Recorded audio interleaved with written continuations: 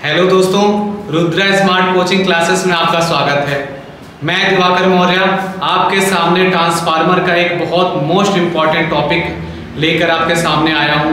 ये टेक्निकल का एक टॉपिक है, नॉन टेक्निकल में पूछा जाता है, जैसे एलपी का पेपर हो गया, टेक्नीशियन का हो गया, ऑल वन डे एग्जाम में जितने भी होते हैं, आईटीआई का, पॉलिटेक्निक का, बीटेक का, एमटेक का, या इंटरव्यू में से क्वेश्चन पूछे जाते हैं। जैसे कि ट्रांसफार्मर क्या होता है, ट्रांसफार्मर किसके प्रिंसिपल पे वर्क करता है, ट्रांसफार्मर में कॉपर लॉसेस क्या होता है, आयरन लॉसेस क्या होता है, एडी करंट लॉसेस क्या होता है, कोर क्या होता है, हिस्टेरिसिस लॉसेस क्या होता है, उन सभी टॉपिक को कवर करेंगे।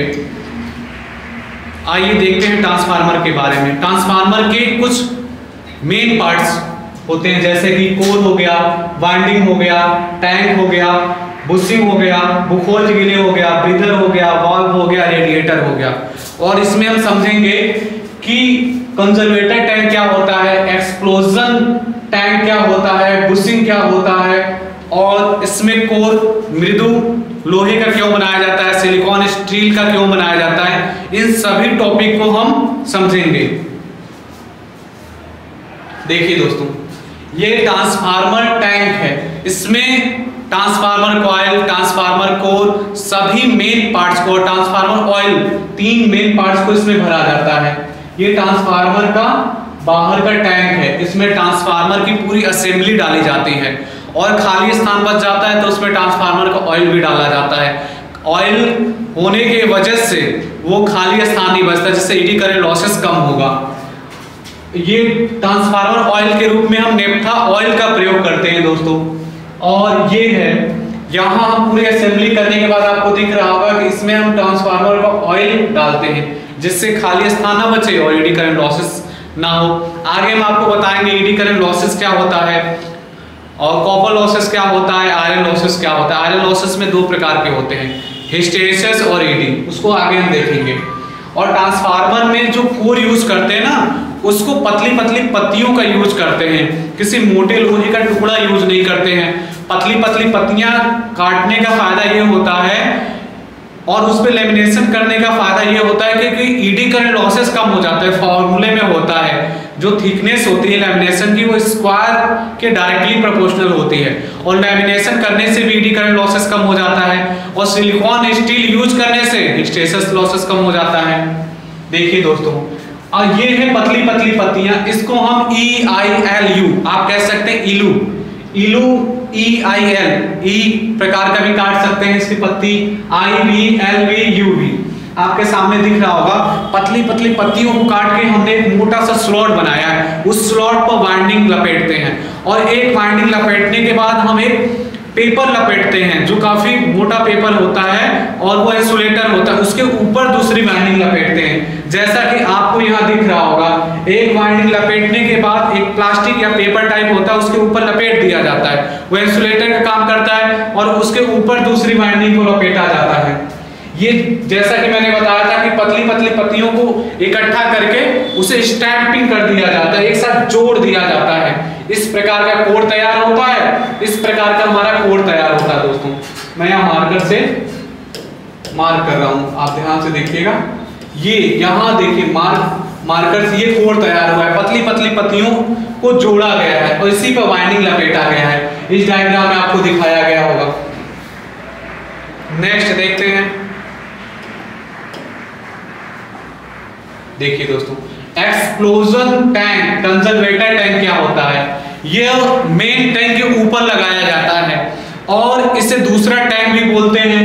कंजर्वेटर टैंक काम क्या करता है, जैसे मान लीजिए कि ये किसी चौराहे पे लगा है, कहीं शहर में लगा है, गांव में लगा है, और इसमें कोई लॉसेस आ गया, ओवरलोड आ गया, शॉर्ट सर्किट हो गया, तो ट्रांसफार्मर का ऑयल है वो खोलेगा तो उसे प्रसार के लिए जगह चाहिए, और जगह नहीं देंगे तो ब्लास्ट कर जाएगा। इसीलिए एक्सप्लोजन टैंक लगाया जाता है, और एक्सप्लोजन टैंक में पहले से ही हम उस टैंक को आधा फिल किए रहते हैं, और जो मेन टैंक का ऑयल होता है उस टैंक में जाके इकट्ठा हो जाता है, और हमारा ट्रांसफार्मर ब्लास्ट होने से बच जाता है। देखिए दोस्तों, डायग्राम एक्सप्लोजन टैंक या कंजर्वेटर टैंक की क्लियरिटी के लिए मैंने यहाँ एक डायग्राम लगाया है, जिसको मैंने मार्कर किया है। ये मेन टैंक हो गया, ये हो गया मेन टैंक। इसी के ऊपर एक पाइप जोड़ के कंजर्वेटर टैंक लगाया गया है। इसी का दूसरा नाम होता है एक्सप्लोजन टैंक या कंजर्वेटर टैंक। देखिए यहाँ एक पाइप से इसको जोड़ा गया है और इसमें ऑयल लेवल इंडिकेटर भी होता है जो बताता है कि ऐसा तो नहीं कि इसमें आधा ऑयल भरा नहीं है। इसका एक और काम होता है कि जैसे मेन टैंक का ऑयल कम होने लगा तो जो उसमें ऑयल भरा हुआ है कंजर्वेटर टैंक में, उसका ऑयल मेन टैंक में आएगा। Silica gel, silica gel breather में सिलिका जेल लगाया जाता है। देखिए जैसे ये है कंजर्वेटर, कंजर्वेटर से पाइप लटकी होती है जो जिसको ब्रीदर कहते हैं। यहाँ जो मार्क कर रहा हूं मैं, यहाँ ब्रीदर है और इस ब्रीदर में सिलिका जेल भरा जाता है। जैसे कि बाहर की जैसे ट्रांसफार्मर को हम लोड अनलोड करते हैं तो ट्रांसफार्मर कहते हैं ब्रीथ करता है, सांस लेता है और सांस लेगा तो जो एटमॉस्फेयर में नमी है वो उसके अंदर चला जाएगा, ट्रांसफार्मर ऑयल के अंदर चला जाएगा तो ट्रांसफार्मर ऑयल खराब हो जाएगा। इसीलिए देखिए यहाँ जब सांस लेने के लिए उसमें सिलिका जेल भर दिया जाता है। इसका कलर ये ब्लू कलर होता है। जब सिलिका कलर अच्छा होता है तो उसका कलर ब्लू होता है और जैसे जैसे वो नमी सोखता जाता है उसका कलर गुलाबी हो जाता है। इसके क्लियरिटी के लिए मैंने आपको लगाया हुआ है, देखिए गुलाबी हो गया, मतलब इस सिलिका जेल का मतलब है बिल्कुल खराब हो गया और ब्लू का मतलब होता है बिल्कुल अच्छा है सिलिका जेल। इस वाले डायग्राम में भी मैंने आपको सिलिका जेल समझाया हुआ है।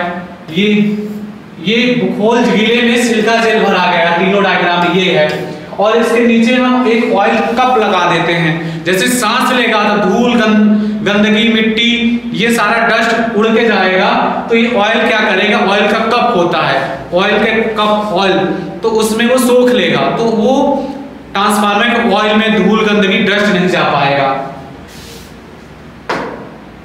ये देखिए एक्सप्लोजन वेंट, एक्सप्लोजन वेंट या एक्सप्लोजन पाइप बोलते हैं। ये वाला जो है ना इसको एक्सप्लोजन वेंट बोलते हैं। जैसे मान लीजिए कि कंजर्वेटर टैंक पूरा ऑयल से भर गया, अब ऑयल प्रसार हो रहा है तो ट्रांसफार्मर को बिल्कुल ब्लास्ट कर देगा, बिल्कुल ट्रांसफार्मर फट जाएगा। उससे बचाने के लिए एक एक्सप्लोजन वेंट लगाते हैं। एक्सप्लोजन वेंट के बिल्कुल फेस पर एक डायफ्राम की कांच की पट्टी होती है, जिससे बहुत ज्यादा ऑयल का प्रसार होगा तो कांच की पट्टी फट जाएगी और फट जाएगी तो ट्रांसफार्मर ऑयल पूरा फैल जाएगा और ट्रांसफार्मर फटने से बच जाएगा। यहां मैंने डायग्राम में लगाया हुआ है एक्सप्लोजन वेंट, यही है डायफ्राम की पतली सी पट्टी और इसमें भी आपको मैंने दिखाया है। ये ऐसे निकला हुआ तो होता है बिल्कुल सीधा पाइप की तरह निकला होता है। ये बड़े बड़े ट्रांसफार्मर में ही लगाया जाता है, छोटे ट्रांसफार्मर में नहीं लगाया जाता है। और ये आजकल जो एडवांस ट्रांसफार्मर आने लगे हैं इतना बड़ा सा नहीं लगाया जाता है, धुरधड़ सा छोटा सा लगाया जाता है, बिल्कुल खूबसूरत सा कि वो ट्रांसफार्मर में बिल्कुल अच्छे से वो फिट हो जाए। ये बुखोल्ज गिले के बारे में क्वेश्चन पूछा जाता है कि बुखोल्ज गिले का पोजीशन कहाँ होता है। मेन टैंक और कंजर्वेटर टैंक के बीच में लगाया जाता है। ये गैस एक्चुएटेड गिले होता है, ये गैस से ऑपरेटेड होता है। ये जैसे एमसीबी होता है, मिनीचर सर्किट ब्रेकर ज्यादा लोड हो जाए तो ट्रिप कर जाता है, ये भी पूरे ट्रांसफार्मर को ट्रिप कर देता है। इसमें पारा भरा जाता है, जैसे ट्रांसफार्मर ऑयल बहुत ज्यादा खोल जाता है तो पारा का मरकरी का एक स्विच होता है। दो प्रकार के इसमें एक्शन होता है। एक अगर कम मान के चलिए फॉल्ट है या कम ओवरलोड है तो ये जो अलार्म का सर्किट है उसको ऑन कर देगा तो घंटी बजने लगेगी, और बहुत ज्यादा फॉल्ट है तो ट्रिप कर देगा। इसमें ये देखिए बुखोल्ज गिले मैंने यहाँ लगाया है क्लियरिटी के लिए, हो गया बुखोल्ज गिले।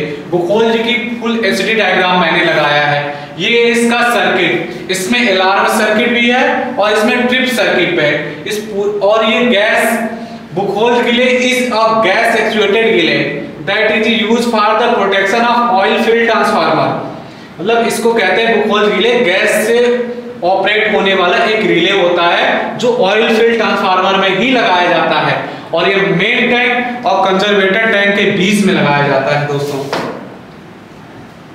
ये है कूलिंग ट्यूब रेडिएटर। आपने देखा होगा बड़े बड़े ट्रांसफार्मर में ये फैन लगे होते हैं और ये रेडिएटर है, आपको ये दिख रहा होगा, आपने खूब देखा होगा इस टाइप का ही, इसको रेडिएटर बोलते हैं। पतली पतली पत्तियां होती हैं और पतली पतली पाइप से बूंद बूंद बूंद ट्रांसफार्मर गिरता और ट्रांसफार्मर को ऑयल गिरता है और चारों तरफ से हवा आएगा तो ट्रांसफार्मर का जो ऑयल ऊपर से बूंद बूंद गिर रहा है ऊपर यहाँ से, तो वो क्या होगा कि वो बिल्कुल कूल हो जाएगा। उस पे नेचुरल जब हवा चारों तरफ की हवा उस पे टकराएगी तो ट्रांसफार्मर का ऑयल ठंडा हो जाएगा और ठंडा हो जाएगा तो नीचे बेस में फिर से चला जाएगा। गर्म होने जब ट्रांसफार्मर ऑयल खोलता है तो ऊपर उठता है, ऊपर क्या होती है, पतली पतली पत्तियां होती है जिसमें पाइप लगे होते हैं, वहां से आएगा और पूरे फिन्स, जो फिन्स होती हैं पत्तियां होती है, फैल जाएगा और चारों तरफ की हवा जब आएगी तो उसे टकराएगी तो ठंडा हो जाएगा।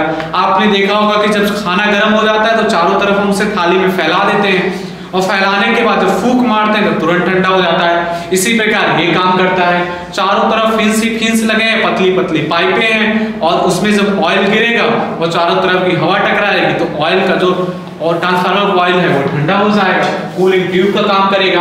और देखिए बड़े बड़े ट्रांसफार्मर में क्या करते हैं, फैन भी लगा देते हैं। कूलर के जो बड़े बड़े फैन होते हैं, एग्जॉस्ट फैन, क्यों? क्योंकि वो ट्रांसफार्मर इतना गर्म हो जाता है कि वो चारों तरफ जो उसकी गर्मी है उसको हवा को फैला सके, पूरे गर्मी को निकाल सके।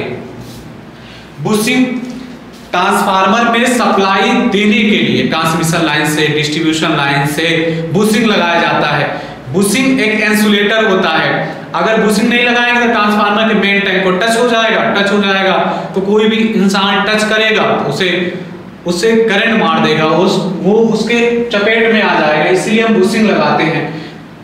अगर 3 पेज का ट्रांसफार्मर है तो 3 बुशिंग इनकमिंग के लिए, 3 आउटगोइंग के लिए। हाई वोल्टेज ट्रांसफार्मर है तो 3 लो वोल्टेज के लिए, 3 हाई के लिए। इस प्रकार ये बुशिंग लगाया गया है। आपको डायग्राम में दिखाई दे रहा होगा, लो वोल्टेज बुशिंग 3 छोटे छोटे हैं, हाई वोल्टेज बुशिंग बड़े बड़े हैं। ये ट्रांसफार्मर में सप्लाई देने के लिए और निकालने के लिए होते हैं बुशिंग। ट्रांसफार्मर में लॉसेस जो होते हैं वो निम्न प्रकार के होते हैं, जैसे कि कॉपर लॉसेस होता है, iron losses, hysteresis losses, eddy current losses, historic losses भी होता है, डाइलेक्ट्रिक लॉसेस भी होता है। आयरन लॉसेस को हम कांस्टेंट लॉसेस बोलते हैं क्योंकि ये कोर के कारण होता है, जो सिलिकॉन स्टील की पतली पतली पत्तियां हमने लगाया था उसके कारण होता है। और इसमें जो 2 प्रकार हैं, जैसे एडी करंट लॉसेस, अगर हम लेमिनेशन कर दें और सिलिकॉन स्टील यूज कर लें तो इसको काफी हद तक कम कर सकते हैं। और hysteresis losses silicon steel use करने की वजह से कम हो जाता है। दोस्तों कॉपर लॉसेस को आर लॉसेस कहते हैं। ये वाइंडिंग, जो कॉपर की वाइंडिंग हम यूज कर रहे हैं उसमें कितनी करंट फ्लो हो रही है, I² × R, और उस वाइंडिंग का रेजिस्टेंस क्या हो उस पर डिपेंड करता है। दोस्तों हिस्टेरेसिस लॉसेस का फॉर्मूला आपके सामने यहां मैंने रिप्रेजेंट किया है। हिस्टेरेसिस लॉसेस का वक्र मैंने रिप्रेजेंट किया है, इसमें सारी चीजें मैंने आपको दिखाई हैं। जैसे कि हिस्टेरेसिस लॉसेस का फॉर्मूला होता है एटा बी मैक्स एफ और वी क्या होता है, volume of magnetic, F frequency of magnetic reversal होता है और बी क्या होता है, मैग्नेटिक फ्लक्स डेंसिटी। ये मैंने हिस्टेरेसिस लॉस का वक्र रिप्रेजेंट किया है। यहाँ रिटेंटिविटी का ये शो कर रहा है, यहां से यहां ये रिटेंटिविटी बता रहा है, ये कोरोसिविटी भी बता रहा है। ये एडी करंट लॉसेस जो होता है कोर को गर्म कर देता है। इसका फॉर्मूला है K² F² B max² T²। T क्या है, यहाँ थिकनेस ऑफ लैमिनेशन होता है। ये मैग्नो स्ट्रिक्शन मतलब हम की जो आवाज आती है, ये इसके लिए मैंने डायग्राम आपके सामने शो किया है। जो हमने स्टैंपिंग किया उसको बहुत मजबूती से क्लैंपिंग कर देते, कसते हैं, जिससे हमारा हमिंग का नॉइस ना आए। ट्रांसफार्मर में कॉपर लॉसेस मैंने दिखाया है, इसका होता है I²R, इसका फार्मूला होता है I²R। ये होता है कॉपर लॉसेस।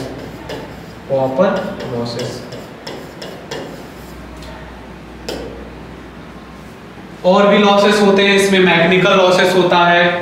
मैकेनिकल लॉसेस में ना के बराबर इसमें फ्रिक्शन लॉसेस होता है। और ट्रांसफार्मर जो होता है फैराडे के विद्युत चुंबकीय प्रेरण नियम, इलेक्ट्रोमैग्नेटिक इंडक्शन प्रिंसिपल पर काम करता है। यह वोल्टेज को बढ़ाने और घटाने का काम करता है। वोल्टेज को जब बढ़ाता है तो करंट कम हो जाती है और जब वोल्टेज को कम करता है तो करंट बढ़ जाती है। इसलिए यह वोल्टेज के अकॉर्डिंग दो प्रकार का होता है, step up step down. Step up transformer मतलब कि वोल्टेज को जो बढ़ा के दे, स्टेप डाउन मतलब जो वोल्टेज को घटा के दे, और फ्रीक्वेंसी इसमें कांस्टेंट होती है दोनों कंडीशन में। देखिए दोस्तों, कह रहा है कि what is a transformer. Transformer एक स्टैटिक डिवाइस होती है जो वोल्टेज को बढ़ाकर या घटाकर देती है हमें, और फ्रीक्वेंसी को कांस्टेंट रहती है। और ये ट्रांसफार्मर के प्रिंसिपल है। ट्रांसफार्मर की सप्लाई हम इधर से देते हैं, इनपुट की सप्लाई इधर से देते हैं, आउटपुट की सप्लाई हम यहां से निकालते हैं। तो आज इस वीडियो में दोस्तों इतना ही। नेक्स्ट अगली वीडियो में हम alternator, generator, DC motor, 3 phase induction motor को कवर कर रहे होंगे, ऐसे ही एक बेस्ट यूजफुल वीडियो के साथ। ये वीडियो आपके इंटरव्यू, आपके पॉलिटेक्निक, आईटीआई, बीटेक क्लासेस जितनी भी होंगी या ऑल डे कंपटीशन के लिए भी काफ़ी यूजफुल होंगी। थैंक्स दोस्तों, इस चैनल को सब्सक्राइब करिए, लाइक करिए और ढेर सारा प्यार दीजिए, और इस वीडियो को शेयर करना ना भूलें। जय हिंद।